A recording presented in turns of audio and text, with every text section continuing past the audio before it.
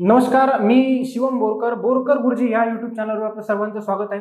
मागील लेक्चरमध्ये आपण बघितलं होतं प्रॅक्टिस सेट 1.4 आणि ज्याच्यामधले आपण बघितले होते 2 क्वेश्चन. आज आपल्याला बघायचं आहे क्वेश्चन 3 आणि क्वेश्चन 4. तर चला करूया आपल्या क्वेश्चन नंबर 3 ला सुरुवात. आपलं जे 3rd नंबरचा क्वेश्चन बघा. तर या ठिकाणी आपल्याला गिव्हन सायमल्टेनियस इक्वेशन बघा बोर्डवर दिलेले आहेत. काय लिहिणार? गिव्हन सायमल्टेनियस इक्वेशन काय झाले? 27 upon x - 2 plus 31 upon y plus 3 equals to 85. Equation number first. त्याच्यानंतर 31 upon x - 2 plus 27 upon y plus 3 equals to 89. हे झालं आपलं इक्वेशन सेकंड. तर काय करायचं आपल्याला? नवीन व्हेरिएबल आपण पुट करूया. कशा पद्धतीने पुट करायला लागेल? 1 अपॉन x - 2 च्या जागी m आणि 1 अपॉन y प्लस 3 च्या जागी n. म्हणून या ठिकाणी आपण पुट करणार. Put 1 upon x - 2 equals to m and 1 upon y plus 3 equals to n. तर गिव्हन प्रॉब्लेम बघा काय होईल? 27m plus 31n equals to 85. Equation third. त्याच्यानंतर 31m plus 27n equals to 89. Equation हे झालं 4. तर बघा आपण इक्वेशन हे जे एक्सरसाइज आपली फर्स्ट आहे त्याच्यामध्ये बघितलं होतं की याला कशा पद्धतीने सॉल्व्ह करायचं. हे दोन्ही नंबर सेम आणि हे दोन्ही नंबर सेम. साईनचं काही घेणं देणं नाही. तर आपण त्यावेळेस बघितलं होतं काय करायचं? दोन्ही इक्वेशनची ऍड करायची, दोन्ही इक्वेशनची काय करायची? सबस्ट्रॅक्शन. आणि जे दोन नवीन इक्वेशन मिळतील त्याला काय करायचं? सॉल्व्ह. तर या ठिकाणी मी काय करणार? Add equation third and fourth. काय मिळणार? 27m plus 31n equals to 85 plus 31m plus 27n equals to 89. तर या ठिकाणी काय मिळणार आपल्याला? 58m plus 58n equals to 174. तर बघा या ठिकाणी या इक्वेशनच्या प्रत्येक टर्म मध्ये 58 न काय करू शकतो आपण? डिवाइड करू शकतो. 58 एक 58 58 आणि इथे कितीचा भाग जाईल? 3 चा. हे नवीन इक्वेशन भेटलं आपल्याला. काय मिळालं? m plus n equals to 3. Equation काय झालं आपलं? 5th नंबरचं. त्याच्यानंतर काय करायचं? दोन्हीची सबस्ट्रॅक्शन. काय करायचं? सबस्ट्रॅक्शन. म्हणून इथं लिहिणार आपण सबस्ट्रॅक्टिंग इक्वेशन. कोणतं इक्वेशन? फोर्थ. कशामधून? थर्ड मधून. इक्वेशन फोर्थ फ्रॉम इक्वेशन कोणतं आहे आपलं? थर्ड. तर बघा काय थर्ड इक्वेशन आपलं? 27m plus 31n equals to 85. त्याच्यानंतर 31m plus 27n equals to 89. Sign change करावं लागतील. सेकंड इक्वेशनचे सबस्ट्रॅक्शन करावं लागलो म्हणून मायनस मायनस मायनस. इथं किती होणार? 27 minus 31 minus 4m. 31 minus 27 plus 4n. 85 minus 89 minus 4. त्याच्यानंतर इच टर्म डिव्हिजिबल आहे किती ना? 4 न. म्हणून 4 1 चा 4. इथं 4 1 चा 4. म्हणून minus m plus n equals to minus 1. Equation 6. त्याच्यानंतर दोन्ही इक्वेशन काय करायला लागतील? Simultaneous solve. m चा कोइफिशियंट आणि इथं m चा कोइफिशियंट कशाचा? With opposite side. म्हणून या ठिकाणी काय करणार आपण? ऍडिशन. म्हणून add equation 5th and 6th. तर काय मिळणार आपल्याला? m plus n equals to 3 आणि minus m plus n equals to minus 1.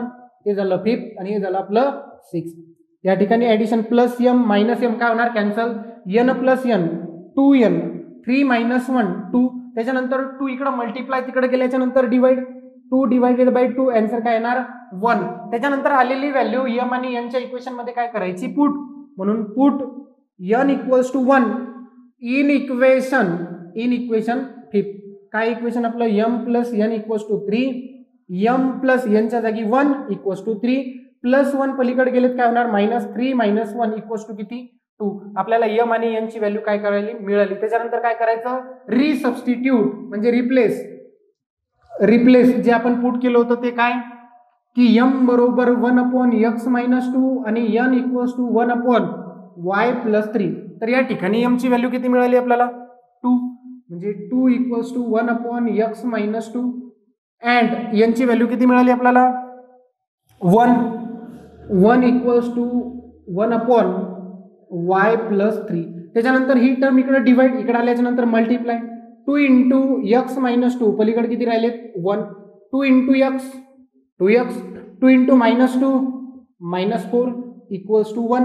त्याच्यानंतर मायनस 4 पलीकडच्या साईडने गेलेत प्लस 4, म्हणून 2x equals to 1 plus 4, 2x equals to 4 plus 1 5. त्याच्यानंतर 2 मल्टिप्लाय तिकडे गेल्याच्या नंतर काय होणार डिवाइड, x ची व्हॅल्यू काय मिळाली आपल्याला 5/2. त्याच्यानंतर y/3 इकडे डिवाइड, इकडे आल्याच्या नंतर मल्टिप्लाय, 1 न मल्टिप्लाय केल्याच्या नंतर तेच मिळणार आपल्याला y plus 3 equals to 1 plus 3 तिकडच्या साईडने गेल्याच्या नंतर काय होणार minus y equals to 1 minus 3 y equals to minus 2.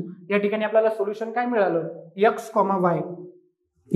y, x ची व्हॅल्यू 5/2 आणि y ची व्हॅल्यू -2. हे काय होणार is solution of given simultaneous equation. हे काय होणार आपलं solution of given simultaneous equation.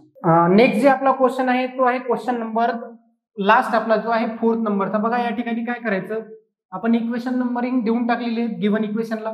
त्याच्यानंतर काय करणार आपण पुट काय करणार बघा, दोन्ही इक्वेशन मध्ये कॉमन असलं पाहिजे. काय 1/3x plus y, 1/3x plus y याच्या जागी काहीतरी पुट करू शकतो.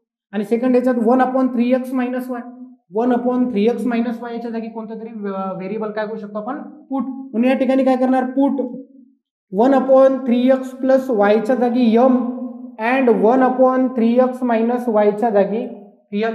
तर बघा हे इक्वेशन काय बनणार m plus n equals to 3/4. काय बनणार 3/4. याला दिले इक्वेशन नंबर आपण 3rd. त्याच्यानंतर सेकंड जे इक्वेशन हे काय बनणार आपलं m/2, म्हणजे त्याला लिहू शकतो 1/2m plus minus 1/2n equals to -1/8.